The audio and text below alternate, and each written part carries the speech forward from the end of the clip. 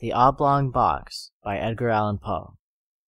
Some years ago I engaged passage from Charleston, S.C., to the city of New York in the fine packet ship Independence, Captain Hardy. We were to sail on the 15th of the month, June, weather permitting, and on the 14th I went on board to arrange some matters in my stateroom. I found that we were to have a great many passengers, including a more than usual number of ladies. On the list were several of my acquaintances, and among other names I was rejoiced to see that Mr. Cornelius Wyatt, a young artist for whom I entertained feelings of warm friendship. He had been, with me, a fellow student at C University, where we were very much together. He had the ordinary temperament of genius, and was a compound of misanthropy, sensibility, and enthusiasm. To these qualities he united the warmest and truest heart which ever beat in a human bosom. I observed that his name was carded upon 3 staterooms, and upon again referring to the list of passengers I found that he had engaged passage for himself, wife, and 2 sisters, his own. The staterooms were sufficiently roomy, and each had 2 berths, one above the other. These berths, to be sure, were so exceedingly narrow as to be insufficient for more than one person.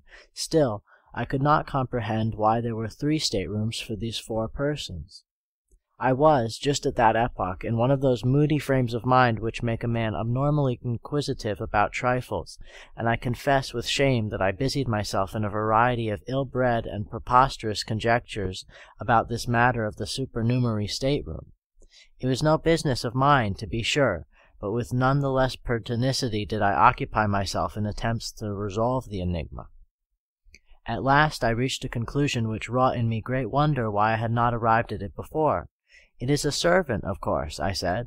"What a fool I am not sooner to have thought of so obvious a solution." And then I again repaired to the list, but here I saw distinctly that no servant was to come with the party, although, in fact, it had been the original design to bring one, for the words "and servant" had been first written and then overscored. "Oh, extra baggage, to be sure," I now said to myself.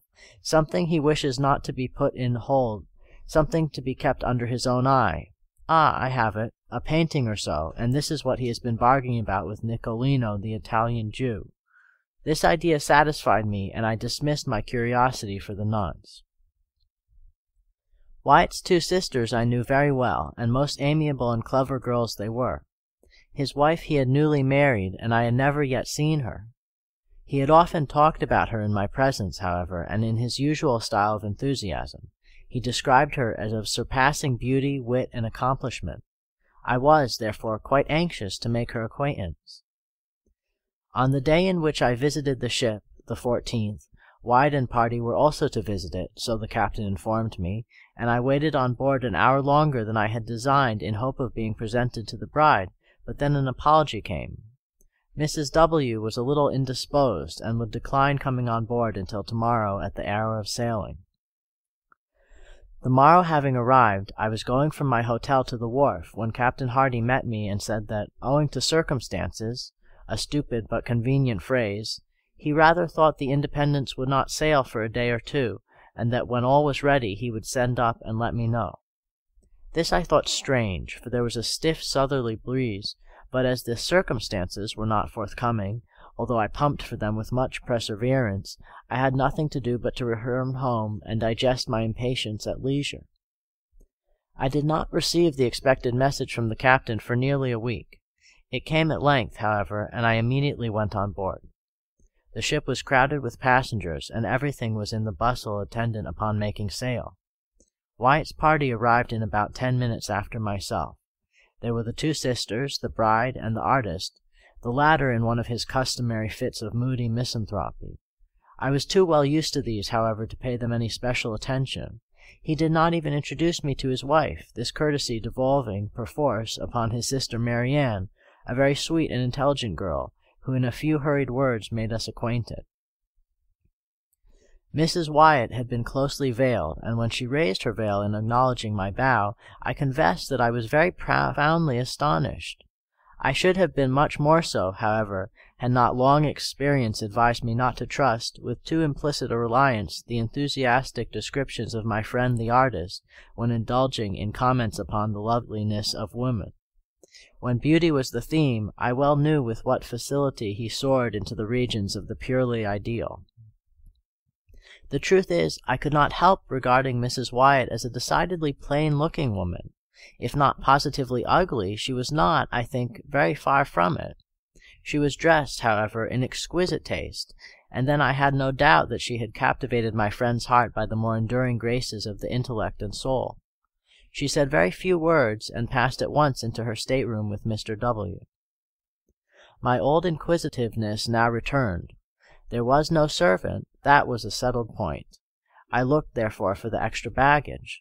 After some delay, a cart arrived at the wharf with an oblong pine box, which was everything that seemed to be expected. Immediately upon its arrival we made sail, and in a short time were safely over the bar and standing out to sea. The box in question was, as I say, oblong. It was about 6 feet in length by 2½ in breadth. I observed it attentively and liked to be precise. Now, this shape was peculiar, and no longer had I seen it than I took credit to myself for the accuracy of my guessing. I had reached the conclusion, it will be remembered, that the extra baggage of my friend the artist would prove to be pictures, or at least a picture, for I knew he had been for several weeks in conference with Nicolino, and now here was a box, which from its shape could possibly contain nothing in the world but a copy of Leonardo's Last Supper, and a copy of this very Last Supper, done by Rubini the Younger at Florence, I had known for some time to be in the possession of Nicolino.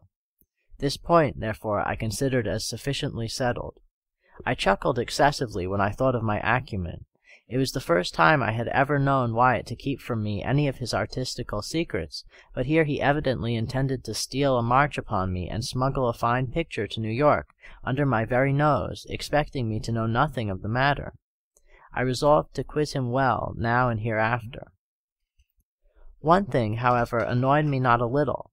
The box did not go into the extra stateroom.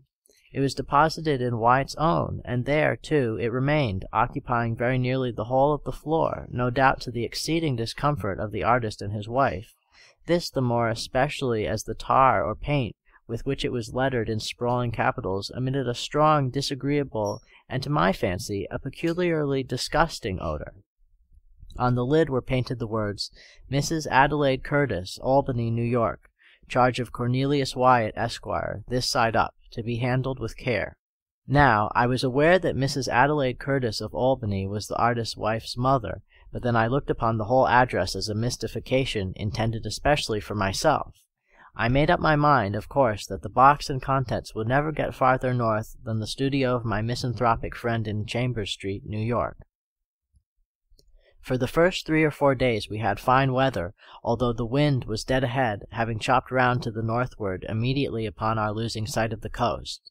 The passengers were, consequently, in high spirits and disposed to be social. I must except, however, Wyatt and his sisters, who behaved stiffly, and, I could not help thinking, uncourteously to the rest of the party. Wyatt's conduct I did not so much regard. He was gloomy, even beyond his usual habit. In fact, he was morose, but in him I was prepared for eccentricity. For the sisters, however, I could make no excuse. They secluded themselves in their staterooms during the greater part of the passage, and absolutely refused, although I repeatedly urged them, to hold communication with any person on board. Mrs. Wyatt herself was far more agreeable. That is to say, she was chatty, and to be chatty is no slight recommendation at sea. She became excessively intimate with most of the ladies, and, to my profound astonishment, evinced no equivocal disposition to coquette with the men. She amused us all very much. I say amused, and scarcely know how to explain myself. The truth is, I soon found that Mrs. W. was far oftener laughed at than with. The gentlemen said little about her, but the ladies in a little while pronounced her a good-hearted thing, rather indifferent-looking, totally uneducated, and decidedly vulgar. The great wonder was, how Wyatt had been entrapped into such a match. Wealth was the general solution, but this I knew to be no solution at all, for Wyatt had told me that she neither brought him $1 nor had any expectations from any source whatever. He had married, he said, for love, and for love only, and his bride was far more than worthy of his love. When I thought of these expressions on the part of my friend, I confess that I felt indescribably puzzled. Could it be possible that he was taking leave of his senses? What else could I think? He, so refined, so intellectual, so fastidious, with so exquisite a perception of the faculty, and so keen an appreciation of the beautiful. To be sure, the lady seemed especially fond of him, particularly so in his absence, when she made herself ridiculous by frequent quotations of what had been said by her beloved husband, Mr. Wyatt. The word husband seemed forever, to use one of her own delicate expressions, forever on the tip of her tongue. In the meantime it was observed by all on board that he avoided her in the most pointed manner, and for the most part shut himself up alone in his stateroom, where, in fact, he might have been said to live altogether, leaving his wife at full liberty to amuse herself as she thought best in the public society of the main cabin. My conclusion from what I saw and heard was that the artist, by some unaccountable freak of fate, or perhaps in some fit of enthusiastic and fanciful passion, had been induced to unite himself with a person altogether beneath him, and that the natural result, entire and speedy disgust, had ensued. I pitied him from the bottom of my heart, but could not, for that reason, quite forgive his incommunicativeness in the matter of the Last Supper. For this I resolved to have my revenge. One day he came up on deck, and taking his arm, as had been my wont, I sauntered with him backward and forward. His gloom, however, which I considered quite natural under the circumstances, seemed entirely unabated. He said little, and that moodily, and with evident effort. I ventured a jest or two, and he made a sickening attempt at a smile. Poor fellow!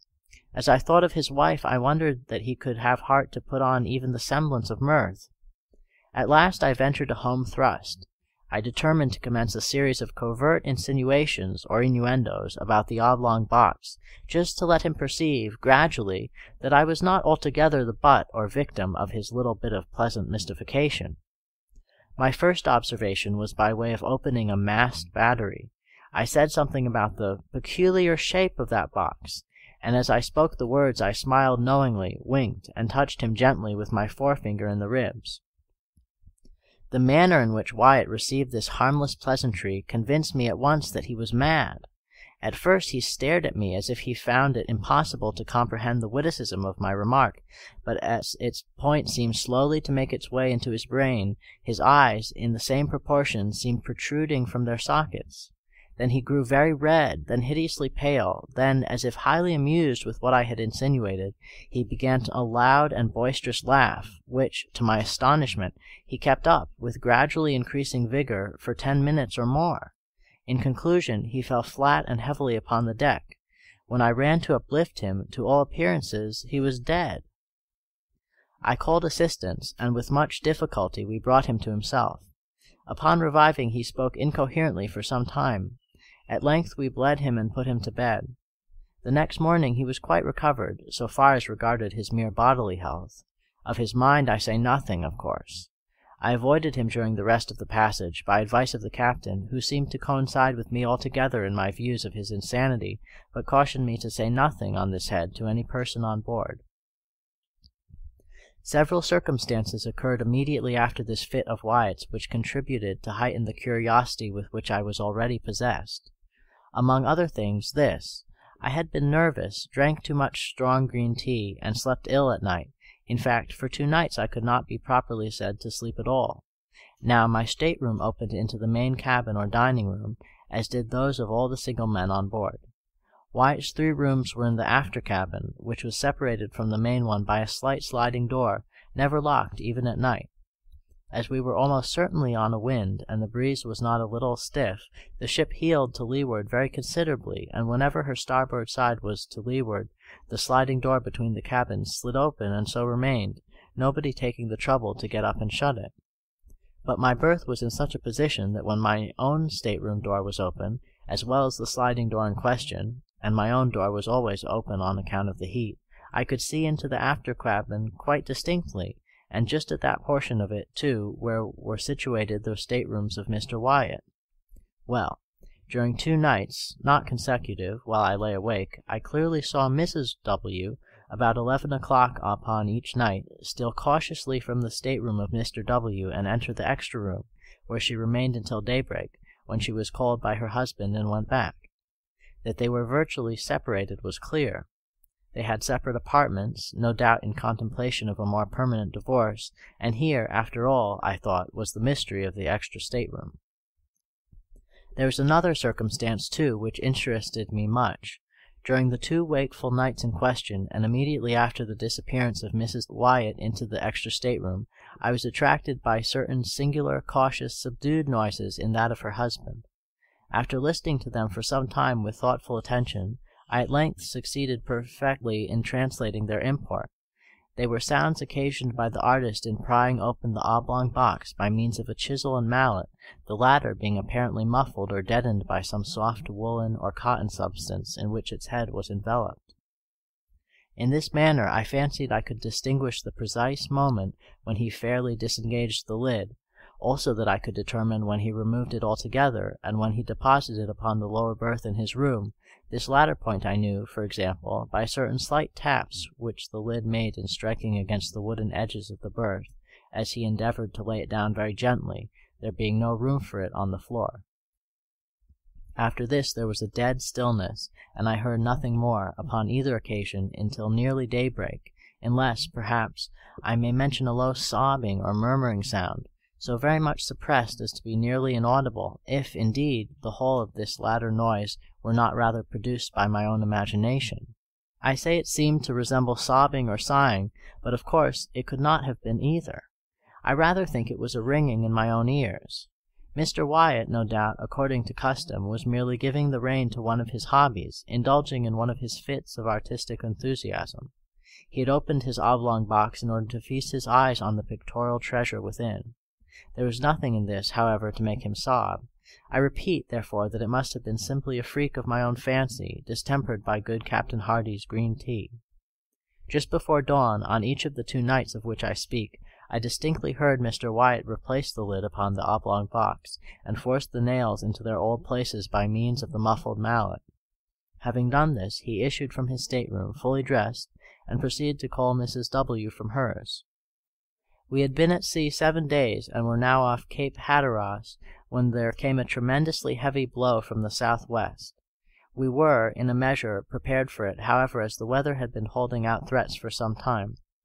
Everything was made snug, alow and aloft, and as the wind steadily freshened, we lay to, at length, under spanker and foretopsail, both double-reefed. In this trim we rode safely enough for 48 hours, the ship proving herself an excellent sea-boat in many respects, and shipping no water of any consequence. At the end of this period, however, the gale had freshened into a hurricane, and our aftersail split into ribbons, bringing us so much in the trough of the water that we shipped several prodigious seas, one immediately after the other. By this accident we lost 3 men overboard with the caboose, and nearly the whole of the larboard bulwarks. Scarcely had we recovered our senses before the foretopsail went into shreds, when we got up a storm staysail, and with this did pretty well for some hours, the ship heading the sea much more steadily than before. The gale still held on, however, and we saw no signs of its abating. The rigging was found to be ill-fitted and greatly strained, and on the 3rd day of the blow, about 5 in the afternoon, our mizzen-mast, in a heavy lurch to windward, went by the board. For an hour or more we tried in vain to get rid of it, on account of the prodigious rolling of the ship, and, before we had succeeded, the carpenter came aft and announced 4 feet of water in the hold. To add to our dilemma, we found the pumps choked and nearly useless. All was now confusion and despair, but an effort was made to lighten the ship by throwing overboard as much of her cargo as could be reached, and by cutting away the 2 masts that remained. This we at last accomplished, but we were still unable to do anything at the pumps, and in the meantime the leak gained on us very fast. At sundown the gale had sensibly diminished its violence, and as the sea went down with it, we still entertained faint hopes of saving ourselves in the boats. At 8 p.m. the clouds broke away to windward, and we had the advantage of a full moon, a piece of good fortune which served wonderfully to cheer our drooping spirits. After incredible labor we succeeded, at length, in getting the longboat over the side without material accident, and into this we crowded the whole of the crew and most of the passengers. This party made off immediately, and after undergoing much suffering, finally arrived in safety at Ocracoke Inlet on the 3rd day after the wreck. 14 passengers, with the captain, remained on board, resolving to trust their fortunes to the jolly boat at the stern. We lowered it without difficulty, although it was only by a miracle that we prevented it from swamping as it touched the water. It contained, when afloat, the captain and his wife, Mr. Wyatt and party, a Mexican officer, wife, 4 children, and myself, with a Negro valet. We had no room, of course, for anything except a few positively necessary instruments, some provisions, and the clothes upon our backs. No one had thought of even attempting to save anything more.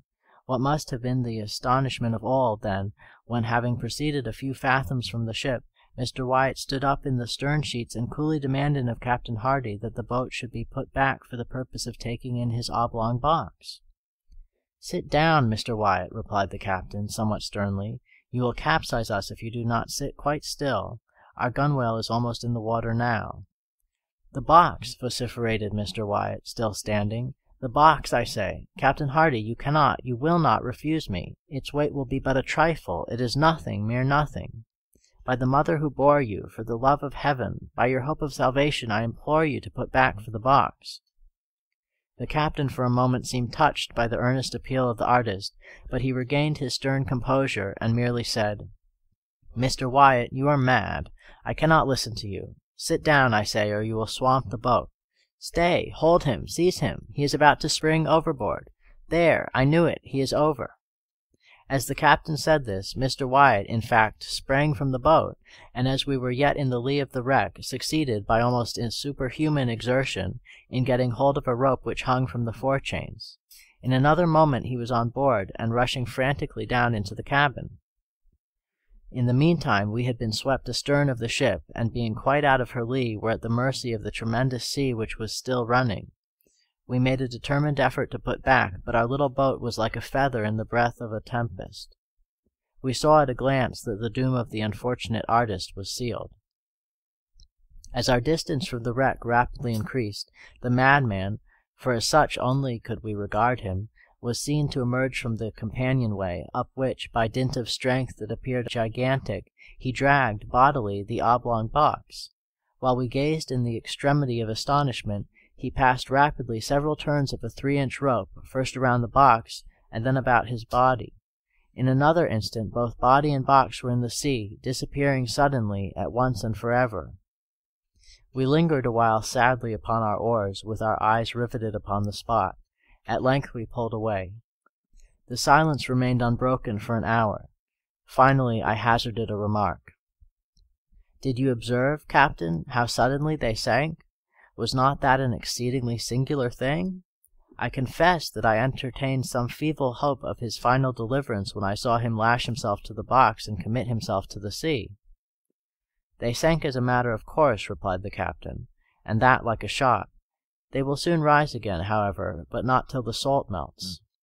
"The salt?" I ejaculated.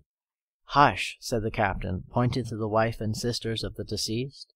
"We must talk of these things at some more appropriate time." We suffered much and made a narrow escape, but fortune befriended us, as well as our mates in the longboat. We landed, in fine, more dead than alive, after 4 days of intense distress, upon the beach opposite Roanoke Island. We remained here a week, were not ill-treated by the wreckers, and at length obtained a passage to New York.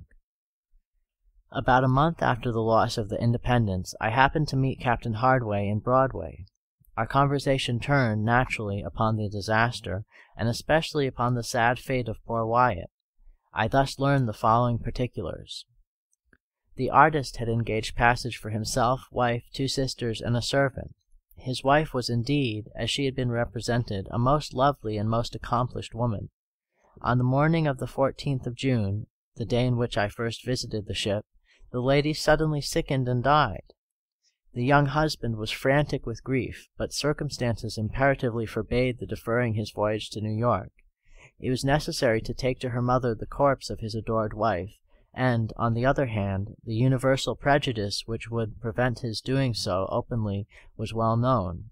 9/10 of the passengers would have abandoned the ship rather than take passage with a dead body.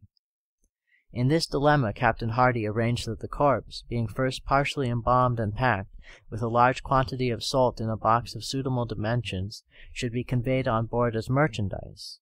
Nothing was to be said of the lady's decease, and, as it was well understood that Mr. Wyatt had engaged passage for his wife, it became necessary that some person should personate her during the voyage. This the deceased lady's maid was easily prevailed on to do. The extra stateroom, originally engaged for this girl during her mistress's life, was now merely retained. In this stateroom the pseudo-wife slept, of course, every night. In the daytime she performed, to the best of her ability, the part of her mistress, whose person, it had been carefully ascertained, was unknown to any of the passengers on board. My own mistake arose, naturally enough, through too careless, too inquisitive, and too impulsive a temperament. But of late it is a rare thing that I sleep soundly at night. There's a countenance which haunts me, turn as I will. There's a hysterical laugh which will forever ring within my ears. End of The Oblong Box.